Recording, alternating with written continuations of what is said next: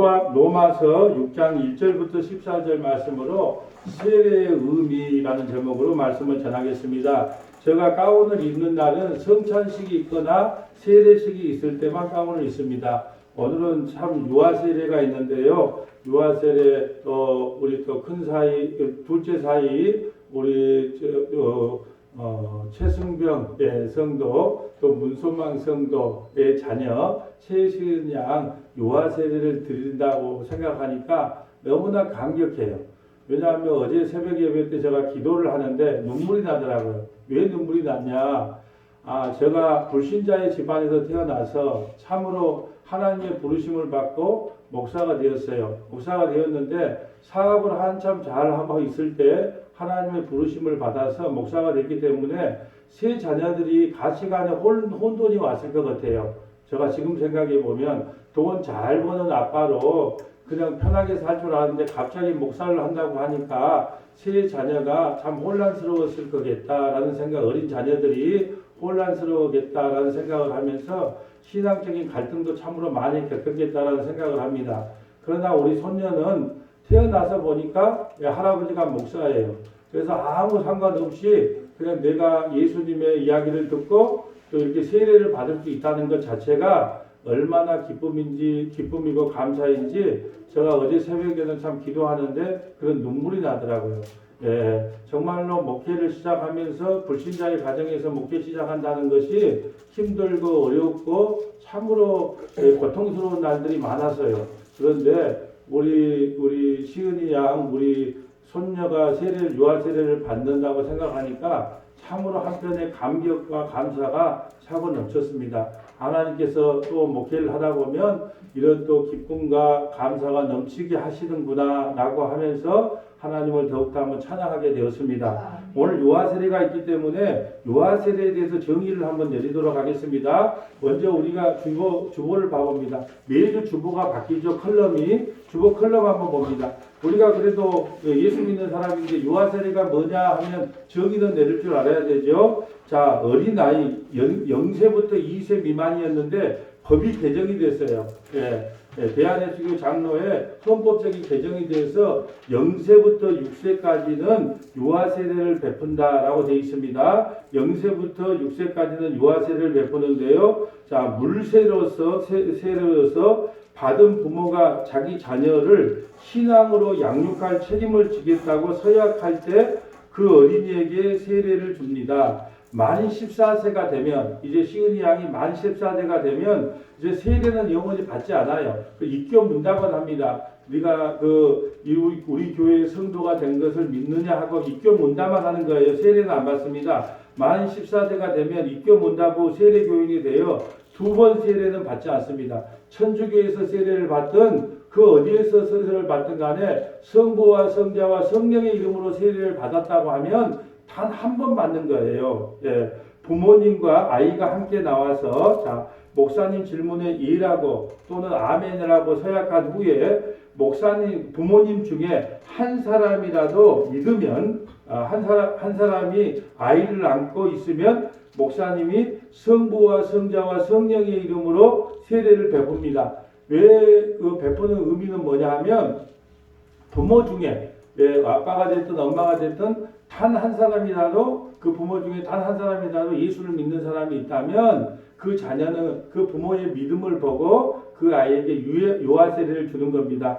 근데 그 유아 세례를 주는 그 근거가 뭐냐? 세 군데를 제가 기록해 놨지요. 창세기 17장 12절부터 13절에 보면 너희는 대대로 모든 남자는 집에서 난 자니 또는 너희 자손이 아니라 이방 사람에게서 돈으로 산 자를 막론하고 난 지 8일 만에 할례를 받을 것이고 남자는 이방 사람이라 할지라도 8일 만에 할례를 받아요. 여자는 남자에 포함됐기 때문에 남자나 여자나 똑같은 개념입니다. 너희 집에서 난 자든지 너희 돈으로 산 자든지 할례를 받아야 하리니 이에 내 언약이 너희 살에 있어 영원히 언약이 되려니와. 그러니까 난 지 8일 만에 할례를 받은 것을 기념하기 위하여 오늘도 유아세례를 베풉니다. 또 하나 로마서 4장 16절 그러므로 상속자가 되는 그것이 은혜에 속하기 위하여 믿음으로 되나니 이는 그 약속을 그 모든 후손에게 굳게 하려 하심이라. 율법에 속한 자에게 뿐만 아니라 아브라함의 믿음에 속한 자에게도 그러하니 아브라함은 우리 모든 사람의 조상이다. 우리가 유아세를 주는 것은 할례의 의미를 갖고 있는데, 우리가 할례 받음으로 이제 우리가 챗시성을 가졌다 할지라도 아시성으로 바뀌는 거예요. 아브라함의 후손이 되는 거예요. 이제 챗시은 양은 아브라함의 후손, 챗시의 후손이 아니라 아브라함의 후손이 되는 것을 기념하기 위하여 유아세를 줍니다. 마지막 마가복음 10장 13절부터 16절. 사람들이 예수께 만져주심을 바라고 어린아이를 데리고 오매 제자들이 꾸짖거늘 예수께서 보시고 노하시어 이르시되 어린아이들을 내게 오는 것을 용납하고 금하지 말라. 하나님의 나라는 이런 자들의 것이니라. 내가 진실로 너에게 이르노니 누구든지 하나님 나라를 어린아이와 같이 받들지 않는 자는 결코 그곳에 들어가지 못하리라 하시고 그 어린아이들을 안고 그 위에 안수하고 축복하시니라. 이 세 구절을 우리가 근거 삼아서 유아세례를 베풀고 있습니다. 그래서 우리가 이 말씀이 끝난 후에 유아세례를 베풀도록 하겠습니다. 오늘 말씀을 보겠습니다. 오늘 말씀은요, 세례식, 유아세례가 아니라 세례가 무엇인지 한마디로 말씀하면 세례가 무엇인가 누가 여러분에게 물으시면 세례라는 것은 예수 그리스도와 우리가 교회가 연합하는 것입니다. 한 몸이 되는 거예요. 한 몸이 되어서 어떻게 하냐? 예수님이 십자가에서 죽으신 것처럼 우리 교회도 함께 죽고 예수님이 3일 만에 살아난 것처럼 함께 사는 것이 무엇이냐? 세례예요.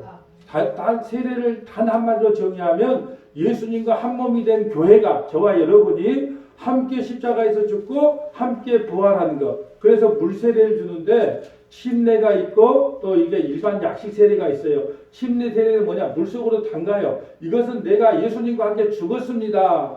가만 놔두면 진짜 죽어요. 그러니까 숨이 멈추려 그러면 다시 이렇게 세우지요. 그러면 나는 3일 만에 부활했습니다. 예수님과 함께 살고 예수님과 함께 부활했습니다. 그래서 어떤 분들은 침례가 또 진짜 세례고 약식 세례는 아니다라고 말하는 게 또 있는데요. 사실은 베드로가 고넬료 집에 가서 세례를 베풀 때 이방인 고넬료에게 세례를 받을 때 물속에 잠겨서 세례를 준 것이 아니라 이 약식으로 세례를 줬다고 생각을 하면 우리가 물로 침례로서 물속에 들어가는 세례를 받든지 약식으로 세례를 받든지 간에 중요한 것은 그 의미가 중요한 거예요. 누구 이름으로 받느냐? 성부와 성자와 성령의 이름으로 세례를 받았다는 게 너무 중요한 거예요. 그래서 오늘 로마서 6장 1절 보면 이렇게 전부 다 세례에 관한 내용입니다. 이 네 가지가 다요. 자, 6장 2절 봅니다. 그런즉 우리가 무슨 말 하리요? 은혜를 더하게 하려고 죄에 더하겠느냐? 그럴 수 없느니라. 죄에 대하여 죽은 건 우리가 어찌 그 가운데서 살리요? 우리가 예수님께 죄 용서 받았으니까 이제 막 살아도 되겠네? 아무렇게나 살아도 되겠네? 절대 그럴 수 없다는 거예요. 왜 그러냐? 하나님의 은혜를 알면요. 여러분 자녀들이 어렸을 때는 부모의 사랑을 모르다가 아이를 낳으면 우리 엄마도 아이들 서희 낳고 키우기가 힘들었겠구나 하고 엄마의 사랑을 알면 그 엄마를 존경하고 엄마에게 감사를 표하게 돼 있어요. 우리가 은혜로 구원받았다고 하니까 우리가 막 살아도 되겠네? 절대 그럴 수 없다는 거예요. 은혜를 알면 알수록 그 마음에 감사하는 마음으로 하나님을 더 섬기고 하나님의 뜻 가운데 더 살려고 하지 일부러 죄를 지려고 하는 사람은 결코 없다라는 뜻이에요. 3절 무릇 그리스도 예수와 함께 세례를 받은 우리는 그의 죽으심과 함께 세례를 받은 줄 알지 못하느냐. 세례라는 건 뭐냐 하면 예수님과 한 몸이 되어서 예수님과 함께 죽고 함께 부활했다. 그러므로 우리가 그의 죽으심과 함께 세례를 받음으로 그와 함께 장사되었나니 이는 아버지의 영광으로 말미암아 그리스도를 죽은 자 가운데서 살리신과 같이 우리도 또한 새 생명 가운데 행하려 함이라. 세례라는 것은 뭐냐 하면 호적이 하나님, 저는 이렇게 설명을 합니다. 이제 세례는 뭐냐? 내 호적이 하나님 나라에 등록됐다, 기록됐다. 우리가 출생신고를 하잖아요. 어디 가세요? 동사무소 가서 출생신고를 한 것처럼 세례라고 하는 것은 하나님 나라에 출생신고를 한 것이다. 물론 물세례로 출생신고를 하는 것이 아니라 성령 세례로 출생신고를 하는 게 맞습니다. 그러나 우리 눈에 보이기에 우리가 예식으로 보여주는 것이 바로 물세례라는 거예요. 예, 동사무소 가서 출생신고를 한 것이 아니라 이제 하나님 나라에 가서 출생신고를 하는 게 이 세례의 의미다라는 거예요. 5절에 만일 우리가 그의 죽으심과 같은 모양으로 연합한 자가 되었으면 또한 그의 부활과 같은 모양으로 연합한 자로 되리라. 예수님과 함께 연합을 했어요. 그래서 십자가에서 함께 죽고 함께 부활했어요. 나는 예수님 십자가 2000년 전에 태어나지도 않았는데 그게 무슨 말입니까? 예, 육의 사람은 이 말이 무슨 소리인지 몰라요. 우리는요 2000년 전에 이미 함께 예수님과 함께 십자가에 죽고 함께 부활했어요. 그래서 새 생명을 얻었단 말이죠. 왜 예수 믿는 특권이, 예수 믿는 사람의 복이 뭐라고 말씀을 드렸어요. 제가 아침 예배 때 그랬습니다. 예수 믿는 사람의 복은 뭐냐 하면 창세전에 그리스도 예수 안에서 하늘의 신령한 복으로 기록되어 있다. 창세전에 이미 이름이 기록되어 있는 것이 복이다. 또 하나의 복은 뭐냐? 시편 133편에 내가 헐몬사에서 복을 선포할 것인데 그 복이 곧 영생이다. 예수 안에 있는 사람은요 오늘 죽어도 영원한 생명 안에 들어간다. 그 표식이 뭐냐? 세례라란 말이에요. 6절 우리가 알거니와 우리의 옛사람이 예수와 함께 십자가에 못 박힌 것은 죄의 몸이 죽어 다시는 우리가 죄에게 종노를 하지 아니하람이라. 우리가 세례 받는다고 죄를 짓지 않는다는 게 아니에요. 이제 죄가 우리를 간섭하지 못한다는 거예요. 죄가 우리를 정지하지 못한다는 거예요. 왜요? 이제는 죄라는 것이 모든 십자가에서 그 죄의 모든 허물과 죄를 주님께서 다 용서해 주셨다는 거예요. 그렇기 때문에 죄를 안 짓는 게 아니고 그 죄값을 물을 수가 없는 거예요. 죄값을 이미 치러졌다는 거예요. 여러분 어떤 사람이 죄를 지어서 감옥에 들어갔어요. 감옥에 들어갔으면 그 죄로 인하여 다시 감옥에 들어보낼 수가 없다는 거예요. 죄값을 다 치렀다는 것이 뭐냐? 십자가에서 모든 죄 용서함을 받았다는 뜻입니다. 자, 이는 죽은 자가 죄에서 벗어나 의롭다 하심을 얻었습니다. 만일 우리가 그리스도와 함께 죽었으면 또한 그와 함께 살 줄을 믿노라. 이는 그리스도께서 죽은 자 가운데서 살아나셨음에 다시 죽지 아니하시고 사망이 다시 그를 주장하지 못할 줄을 압니다. 육체는 늙으면 죽습니다. 인생의 연수가 70이요 강건하면 80이에요. 나이 먹으면 죽습니다. 왜? 육체의 죄 때문에 죽어요. 그러나 우리의 영혼은 영원히 하나님 나라에서 삽니다. 그래서 여러분 여기서 다시는 사망이 우리를 주장하지 못한다는 말은 뭐냐? 우리를 그 지옥의 영원한 지옥의 형벌로 끌고 가지 못하는 거예요. 예, 뭘 믿으면요? 예수님을 믿으면. 그러니까 우리는 그렇게 합니다. 나 같은 사람이 예수 믿는다고 천국 가겠어? 예, 참 믿음 좋아 보이는 것 같아도 절대 그 사람 믿음 없어요. 우리를 믿는 것이 아니에요. 우리는 하나님의 약속을 믿는 거예요. 예수님을 믿으면 우리를 구원해 주시겠다는 그 약속을 믿는 것을 믿음이 좋다고 하는 것이지 우리 행위를 믿고 아이고 나 같은 사람이 예수 믿는다고 천국 가겠어? 그런 사람은요 믿음이 지금 없는 거예요. 자 10절 다시 볼까요? 그가 죽으심은 죄에 대하여 단번에 죽으심이요 그가 살아 계심은 하나님에 대하여 살아 계심이니라. 이와 같이 너희도 너희 자신을 죄에 대하여 죽은 자요 그리스도 예수 안에서 하나님께 대하여 살아있는 자로 여길지이다. 사단 마귀는요 자꾸 우리를 정죄합니다. 너가 그러고도 목사 맞아, 장로 맞아, 권사 맞아, 예수 믿는 사람 맞아 자꾸 정죄합니다.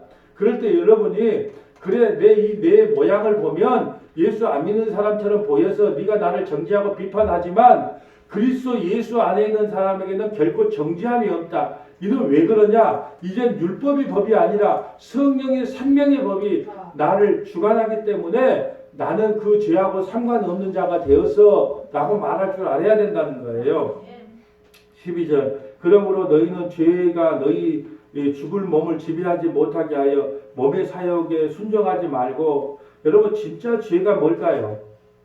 여러분 우리가 사기치고 거짓말하고 이상한 그 야한 비디오 보고 그런 것이 죄일까요? 그런 것 성경에서는 그런 것을 죄라 이야기하지 않고 예수님 안 믿는 게 죄예요. 예수님 안 믿는 게 죄란 말이죠. 그러니까 예수님을 떠나는 것 자체가 죄이기 때문에 예수님 꼭 붙잡고 살라는 뜻이에요. 예수님 떠나면 네가 아무리 의로운 짓을 해도 너희는 결코 구원받지 못해. 그렇기 때문에 예수님 떠나지 말라는 거예요. 그것이 예수님이 너희를 온전히 지배하게 만들라는 거예요. 13절 또한 너희 지체를 불의의 무기로 죄에게 내어주지 말고 오직 너희 자신을 죽은 자 가운데서 다시 살아나신 것 같이 하나님께 드리며 너희 지체를 의의 무기로 하나님께 드리라. 여러분 이제 예수님과 함께 죽었어요. 우리는 죽은 존재예요. 누구와 함께 다시 살았어요. 예수님과 함께 살았으니까 우리의 삶의 방향성이 이제 예수님께로 향해 있어야 된다는 거예요. 세상이 아니라 그 돈, 아파트, 차, 자식 거기에서 우리의 가치관이 이제 주님을 향한 가치관. 나는 그 육체와 함께 그 모든 정욕이 다 십자가에서 죽은 존재예요. 물에서 잠겨서 죽었다. 이제 내가 사는 것은 그리스도로 사는 것이다. 내가 육체 가운데 사는 것은 오직 그리스도를 위해서 사는 것이다. 이런 신앙 고백이 세례라는 겁니다. 14절 죄가 너희를 주장하지 못하리니 이는 너희가 법 아래 있지 아니하고 은혜 아래 있다.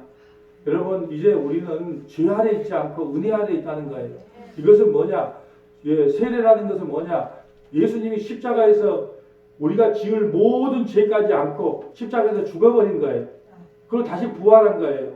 그래서 우리는 이제 죄의 지배를 받는 것이 아니라 하나님의 은혜의 지배를 받는 사람이 바로 세례받은 교회 성도들이다 라는 말씀입니다. 또 순서를 찾아볼까요? 고린도전서 12장 12절 가봅니다. 자, 고린도전서 12장 12절. 자, 오늘은 설교가 좀 빨리 끝납니다. 고린도전서 12장 12절. 몸은 하나인데 많은 지체가 있고 몸은 지체가 많으나 한 몸과 같이 그리스도도 그러하니라. 자, 몸은 하나인데요. 많은 지체가 있어요. 자, 몸은 하나예요. 머리는 예수 그리스도고, 자, 우리 보세요. 눈도 있고, 눈썹도 있고, 코도 있고, 손도 있고, 팔도 있잖아요. 그러니까 한 성령을 받으면 우리는 한 몸이에요. 그러니까 진짜 부모가 누구냐? 부모 형제가 누구냐? 진짜 한 성령 받은 우리가 진짜 가족이에요.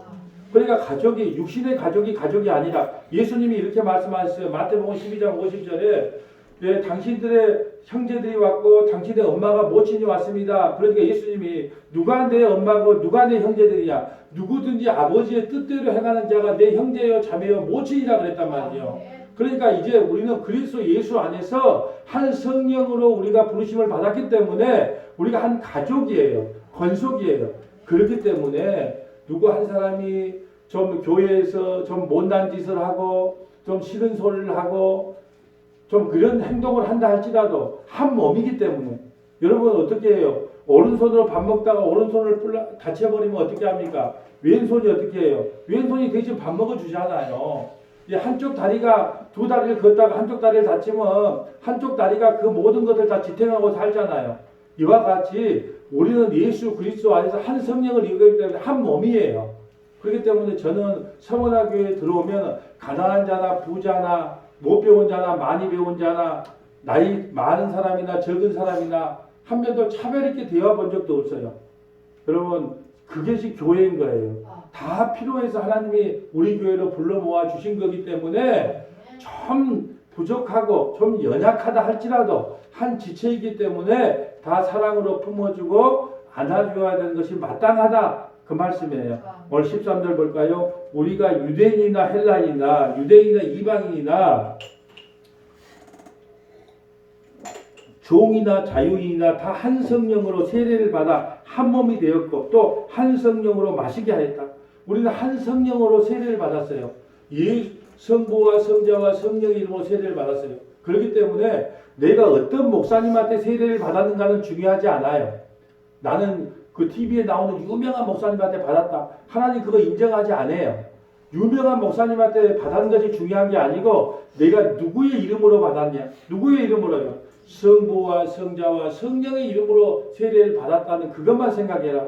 그렇기 때문에 한 성령으로 세례를 받았기 때문에 우리는 이제 한 지체고 한 가족이다. 그렇기 때문에 연약하고 부족한 성도들은 보듬어주고 품어주고 안아주는 것이 마땅한 교회의 본분이다 라는 것을 오늘 세례를 통해서 깨닫기를 축복합니다. 또 볼까요? 베드로전서 3장 20절 가봅니다. 베드로전서 3장 20절. 자, 베드로전서 3장 20절 가봅니다. 베드로전서 3장 20절 가봅니다. 그들은 전에 노아의 날 방주를 준비할 동안 하나님의 오래 참고 기다릴 때 복종하지 아니하던 자들이라. 방주에서 물로 말미암아 구원을 얻은 자가 몇 명뿐이니 겨우 8명이다. 여러분 수많은 사람들이 살았을 그 시대에 방주 안에 들어가는 사람은 노아의 식구 8식구밖에 없었다는 거예요. 어떻게 노아의 식구가 물에서부터 건짐을 받았습니까? 그 방주 안에 들어갔기 때문에 구원을 받았어요. 방주가 누굽니까? 예수님. 우리가 어떻게 이 험한 세상, 이 험악한 세상, 이 악한 세상에서 어떻게 구원을 받을 수 있습니까? 방주 안에 들어가야 됩니다. 방주는 누굽니까? 예수 그리스도 안에 들어가야만 8식구가 구원을 받은 것처럼 우리도 이 험악한 이 죄악된 세상, 이 물같은 세상, 이런 세상, 이 다른 복음, 다른 예수, 다른 영이 넘치는 이 세상에서 어떻게 구원을 받을 수 있습니까? 예, 방주 안에 들어가야 됩니다. 누구 안에요? 예수 안에 들어가야만 구원을 받을 수 있습니다. 그 말이에요. 그러면서 21절 볼까요? 물은 예수 그리스도께서 부활하심으로 말미암아 이제 너희를 구원하는 편이 곧 세례라. 이런 육체에 더러운 것을 제하여 버림이 아니요 하나님을 향한 선한 양심을 간구합니다. 너희가 이제 세상에서부터는 죽은 자다. 그런데 다시 예수와 함께 살아난 자다. 방주 안에 들어가서 너희는 구원을 받은 자다. 세례라는 것은 뭐냐? 하나님, 내가 이제 예수 믿는 자로서 방주 안에 들어간 자입니다. 그래서 저는 세상 사람들은 다 죽는다 할지라도 예수 안에 있는 노아의 8식구가 산 것처럼 저는 오늘 죽어도 구원의 방주이신 예수님을 탔기 때문에 구원을 받은 하나님의 백성이 맞습니다. 라는 것을 표징으로 보여주는 것이 뭐다? 세례다. 마지막 하나만 찾아볼게요. 그러면 구약의 사람들도 세례를 받았느냐? 예, 구약에 목사도 없었는데 어떻게 세례를 받았겠느냐? 구약의 이스라엘 백성들이 세례를 받았습니까? 예, 그렇게 물어볼 수 있잖아요. 세례 받은 게 하나님의 백성의 표징이라면 구약의 성도들은 세례를 받았을까? 고린도서 10장 1절입니다. 형제들아 나는 너희가 알지 못하기를 원하지 아니하노니 우리 조상들이 다 구름 안에 있고 바다 가운데 지나며 자 이스라엘이 애굽에서 출애굽했죠. 430만에 출애굽했단 말이죠. 그래서 홍해 앞에 섰는데 뒤에는 바로의 군대들이 애굽의 군대들이 쫓아왔어요. 이제 다 죽게 생겼습니다. 그때 모세가 손을 올리자 물이 갈라지죠. 물이 갈라져서 그 한 300만 명이나 되는 그 사람들이 전부 다 홍해를 통과해요.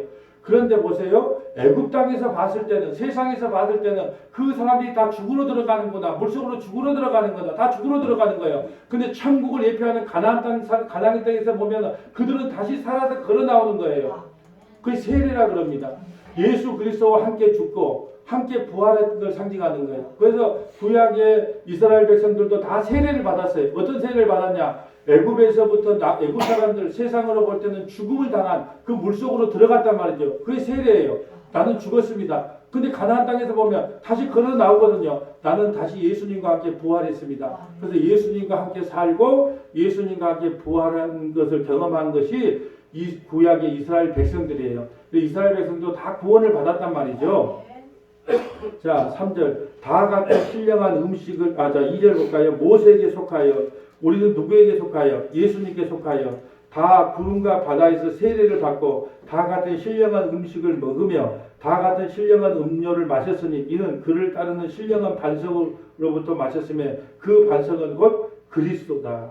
이제 세례받은 사람은 어떻게 되냐? 신령한 반석을 먹어야 돼요. 신령한 반석이 뭐예요? 예수 그리스도. 예수 그리스도 그 말씀을 아침 저녁으로 양육해서 먹어야 돼요. 오늘 유아세례를 받은 시은 양에게 최선병 성도와 문소망 성도는 어떻게 해야 되냐? 예, 때를 따라 매일같이 그 아이에게 하나님의 생명의 양식인 이 성경 말씀을 가르치고 지키게 해야지 이 부모로서의 온전한 행위를 감당하는 거예요. 그렇기 때문에 신령한 반석을 늘 극학하는 아이에게, 신령한 반석이 예수님의 말씀이거든요. 말씀을 늘 나누어 주기로 약속을 받고 오늘 유아세례를 받은 것입니다. 여러분, 세례라는 세례가 말씀을 정리합니다. 이제 세례가 뭐냐고 여러분에게 물으신다면 나는 예수 그리스도와 한 몸이다. 한 몸이 되어서 십자가에서 죽고 그 죄에 대하여 십자가에 죽었다는 것은 나는 죄에 대해서 죽은 자다. 그리고 3일 만에 예수님과 함께 부활했다. 나는 예수님과 함께 영원한 생명으로 다시 태어난 사람이다.